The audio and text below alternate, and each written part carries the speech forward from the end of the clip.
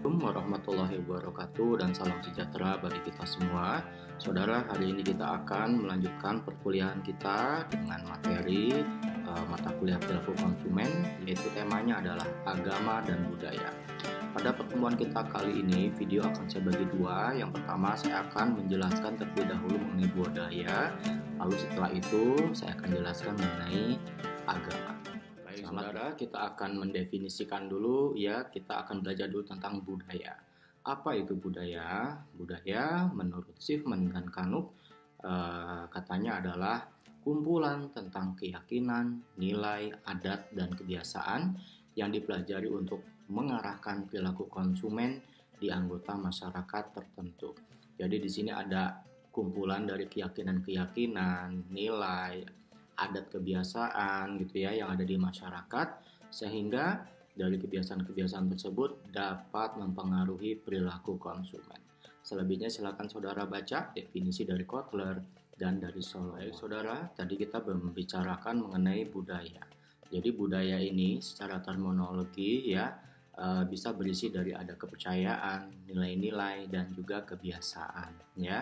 Nah, kalau kepercayaan ini berarti ada sejumlah besar pernyataan ya, pernyataannya mental dan verbal yang menggambarkan pengetahuan dan penilaian khusus seseorang mengenai sesuatu.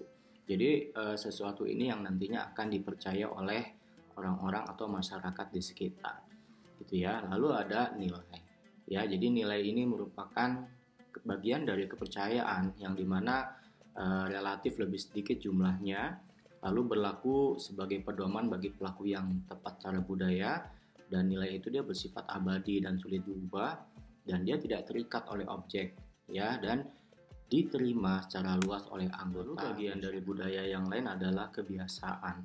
Jadi kebiasaan ini merupakan cara berperilaku yang nampak, yang disetujui dan dapat diterima secara budaya, terutama di dalam masyarakat ya, dalam berbagai keadaan tertentu. Nanti kita akan melihat contohnya kepercayaan itu seperti apa, nilai-nilai itu seperti apa, dan kebiasaan-kebiasaan itu yang ada di sekitar kita itu seperti apa. Lalu saudara, makna budaya ya, di sini kita kadangkala budaya itu bisa sebagai makna simbolik yang melekat pada suatu produk, yang dimana di perilaku konsumen ini ternyata makna simbolik ini ya bisa dipindahkan kepada konsumen gitu ya. Nah, akhirnya mempengaruhi perilaku konsumen. Nah, ini ada beberapa bentuk ya dari pemindahan simbolik ini. Yang pertama ada pemilikan, pertukaran, pemakaian, dan pembuangan.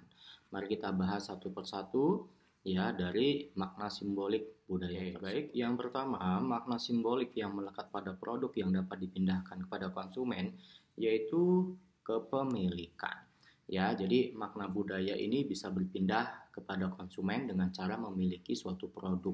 Contohnya, misalkan kita bisa membeli rumah gitu ya, yang di kawasan elit, contohnya di Jakarta, itu di kawasan Pondok Indah, Jakarta Selatan gitu ya, atau mungkin kalau di Bandung mungkin di daerah Setrasari atau mungkin di daerah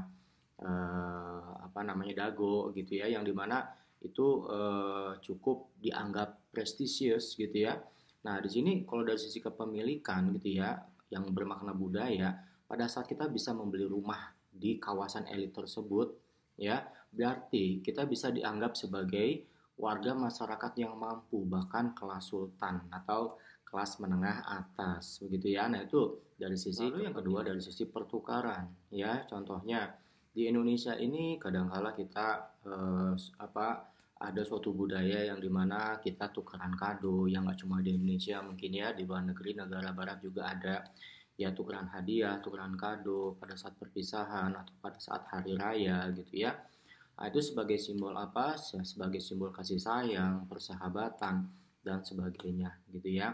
Atau mungkin pada saat ada yang pensiun dari kantor kita gitu ya, diberikan bingkisan, diberikan hadiah. Nah, itu sebagai simbol persahabatan, saudara. Nah, itu merupakan budaya yang ada di sekitar kita yang mempengaruhi perilaku. Yang ketiga adalah pemakaian ya. Jadi di sini ada suatu budaya di mana pada saat seseorang gitu ya, dia merasa tidak percaya diri akan tubuhnya gitu ya, maka dia menggunakan deodoran atau parfum yang sehingga pada saat dia melakukan atau menyemprotkan parfum itu dia bisa meningkatkan percaya dirinya gitu ya.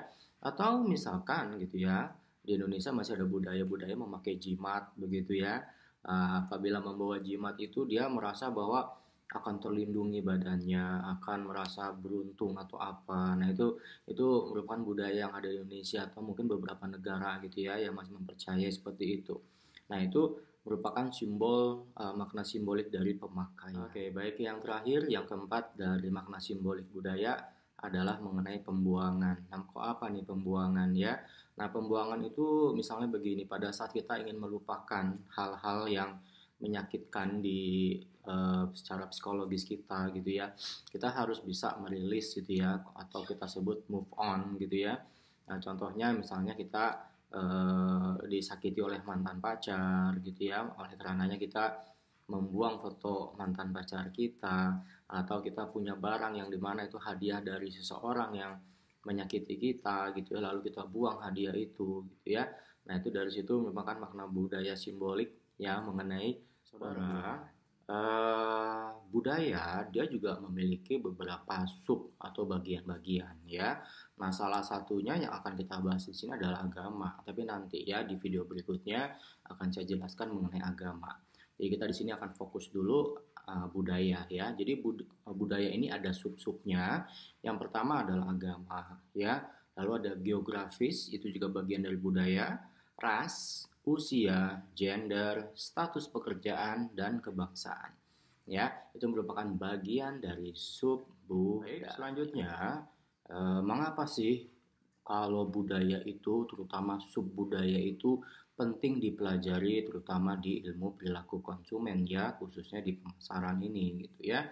Jadi, budaya itu mempunyai pengaruh yang kuat terhadap segala perilaku konsumen. Ya, nanti kita akan melihat bahwa dari budaya bisa mempengaruhi kita membeli produk gitu ya. Lalu individu itu ya kita dari kecil itu dididik untuk mengikuti adanya kepercayaan, nilai, kebiasaan yang ada di masyarakat gitu ya. Sehingga kita bisa mengetahui bahwa tindakan kita ini diterima atau tidak diterima di masyarakat. Gitu. Oke, lalu untuk memudahkan penyusunan strategi pemasaran terutama ya, kita bisa melihat dari sisi budaya. Karena tiap budaya, baik itu di Indonesia maupun di luar negeri, pasti berbeda-beda. Jadi subbudaya ini ya merupakan kelompok budaya yang berbeda yang ada sebagai segmen yang dapat dikenali di dalam masyarakat ya. Bisanya itu bisa lebih luas maupun lebih kompleks. Nah, anggota subbudaya ini ya yang mempunyai kepercayaan, nilai dan kebiasaan itu membedakan budaya tiap daerah dengan daerah lain gitu ya. Pastinya di Indonesia pun ya, apalagi kalau kita meranahnya internasional, itu budayanya, subbudayanya pasti berbeda-beda. Disitulah kita harus memahami, terutama sebagai manajer pemasaran, bagaimana kita bisa memasarkan produk berdasarkan budaya, terutama subbudaya ini. Jadi budaya ini ada 7 unsur ya saudara. Yang pertama ada nilai atau value, ada norma, ada kebiasaan atau customs, lalu ada larangan ya, lalu ada konvensi atau kesepakatan, lalu ada mitos dan simbol. Kita akan bahas satu persatu unsur-unsur budaya. Yang pertama adalah nilai atau value. Jadi nilai atau value ini adalah kepercayaan ya, segala sesuatu yang dianggap penting oleh seseorang atau suatu masyarakat ya. Nah, nilai ini mengarahkan seseorang untuk berperilaku sesuai dengan budaya yang berlaku di lokasinya gitu ya. Nah, biasanya nilai ini dia pastinya berlangsung relatif lama dan sulit berubah karena sudah ibaratnya mendarah daging. Nah, nilai ini biasanya diterima oleh anggota masyarakat ya, terutama di sekitar kita. Oke, contohnya apa sih nilai yang merupakan unsur budaya? Nah, kita ambil contoh aja di Indonesia. Nanti kita bandingkan kalau misalkan di luar negeri, di dunia barat apakah sama budayanya atau nilainya gitu ya. Contoh yang pertama, di Indonesia menganggap bahwa laki-laki adalah kepala rumah tangga.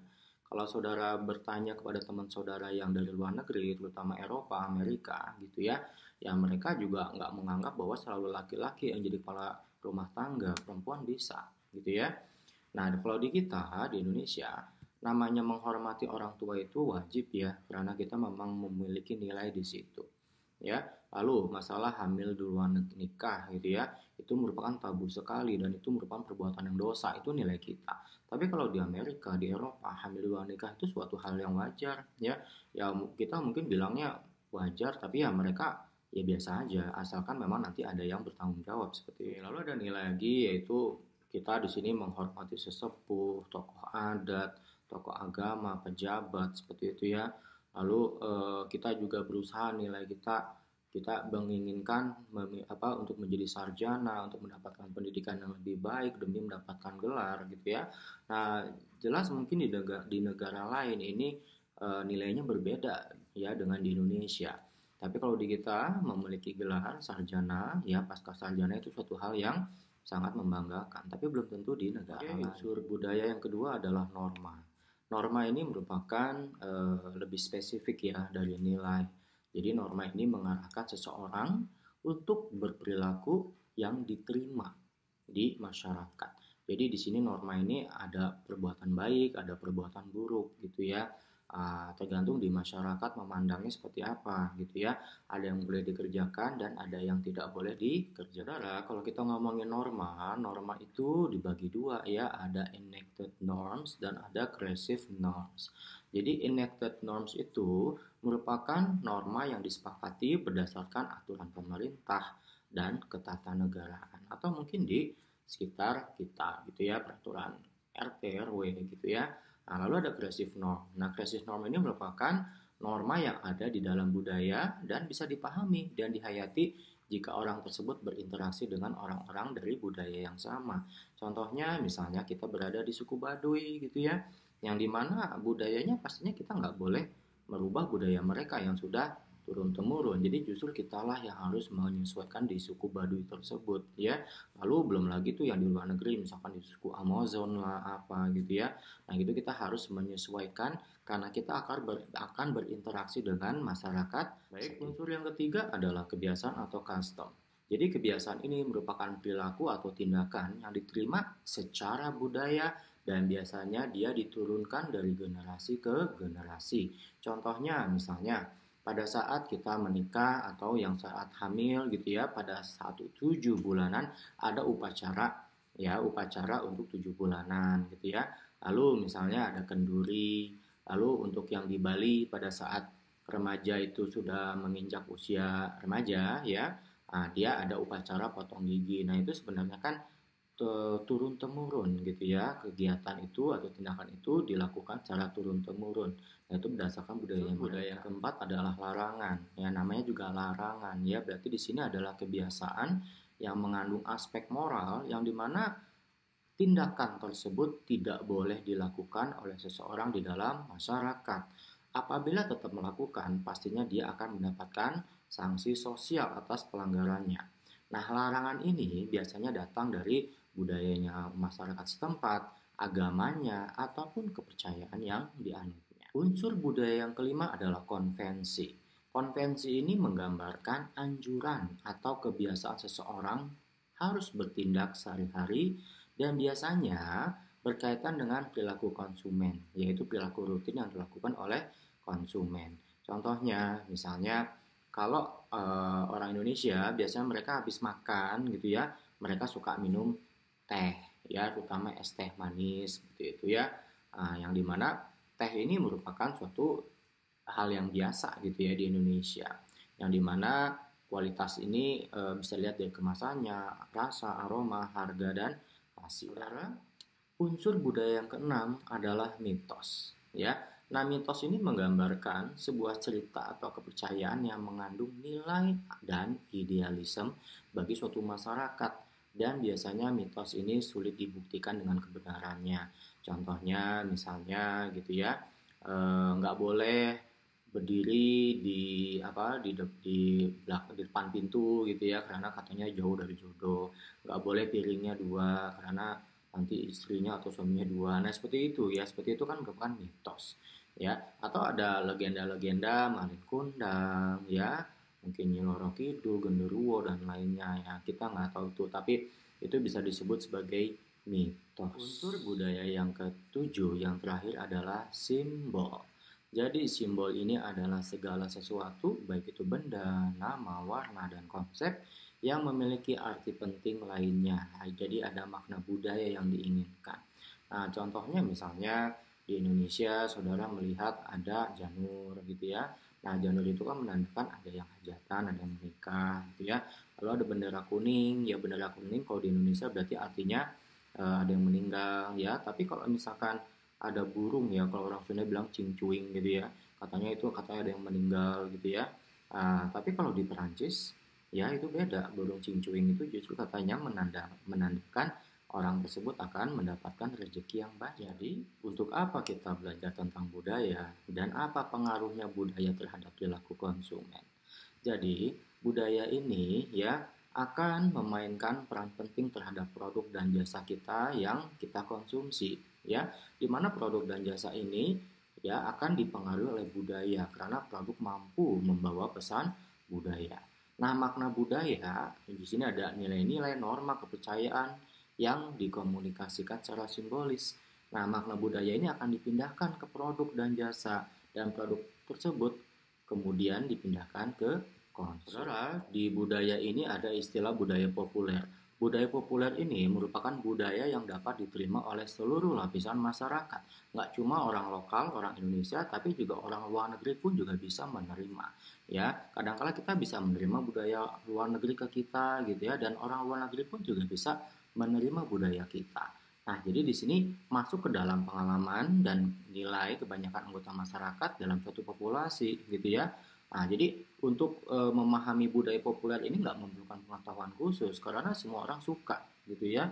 Lalu budaya populer ini dihasilkan karena mudahnya setiap orang mengakses pada nilai-nilai budaya populer. Budaya populer ini bisa melalui apa saja ya, kita bisa lihat dari iklan, TV gitu ya, yang dimana dari TV kita bisa melihat bahwa walaupun dia beda ras sama kita, tapi kita bisa menikmati gitu ya. Lalu musik, radio, nggak harus radio Indonesia, radio luar negeri juga kita, misalnya podcast atau apa, kita bisa menikmati. Pakaian, aksesoris, nggak harus dari lokal Indonesia saja kan, dari luar negeri juga bisa kita nikmati. Permainan, games, ya banyak dari Amerika ya, atau mungkin dari Jepang ya. Lalu film, hiburan-hiburan, komputer. Nah, itu kan sebenarnya bukan dari budaya lokal, tapi dari budaya luar negeri yang dimana bisa kita nikmati. Dan kadang-kala budaya kita pun juga bisa dinikmati oleh orang yang ada di luar negeri. Nah, itulah yang disebut sebagai budaya populer. Kenapa kita harus belajar budaya? Nah, ini akan berhubungan dengan strategi pemasaran yang dapat kita lakukan. Jadi, memahami budaya di suatu masyarakat atau bangsa itu akan memberikan inspirasi bagi perusahaan, terutama bagi para manajernya untuk mengenal ya produk yang dibutuhkan konsumen setempat ya. Nah, contohnya Indonesia memiliki budaya yang dimana memakai misalkan tumbuhan lokal, herbal gitu ya. Nah, itu makanya perusahaan bisa melihat, oh orang Indonesia itu suka yang berhubungan dengan herbal gitu ya. Nah, di sini akhirnya apa, bisa memunculkan namanya insting bisnis kewirausahaan. Nah, itu berhubungan dengan budaya. Dari budaya itu akhirnya kita bisa melihat, oh jadi dari budaya kita ada peluang bisnis nih. Saudara, ini merupakan materi yang terakhir dari budaya ya. Jadi di sini ada 10 sikap dan perilaku yang sangat dipengaruhi oleh budaya menurut Engel, Blackwell, dan Minier ya. Yang pertama, sense of self and space ya. Jadi di sini ada perasaan atas diri sendiri dan memiliki ruang ya. Lalu 10 sikap lagi ada komunikasi dan bahasa, pakaian dan penampilan, makanan dan kebiasaan makanan, waktu dan kebiasaan makan, waktu dan kesadaran akan waktu, sampai dengan kebiasaan kerja. Nah, ke-10 ini merupakan sikap dan perilaku yang mana akan dipengaruhi oleh budaya setempat. Contohnya budaya kerja di kita mungkin jam 8 sampai jam 5, belum tentu di luar negeri sama. Sekian saudara, materi kita tentang budaya. Setelah ini kita akan belajar mengenai agama, pengaruh agama di dalam perilaku konsumen. Demikian, sampai ketemu lagi di video berikutnya. Wabillahi taufiq wal hidayah. Wassalamualaikum warahmatullahi wabarakatuh, dan salam sejahtera bagi